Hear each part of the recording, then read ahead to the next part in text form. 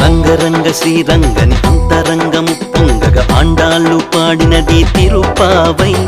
సామి రంగ కృష్ణుడికి పాఠం చెప్పిన నంగై నాచ్యారు పాడినది తిరుపావై. రంగరంగ శ్రీరంగని అంతరంగము పొంగగా ఆండాళ్ళు పాడినది తిరుపావై.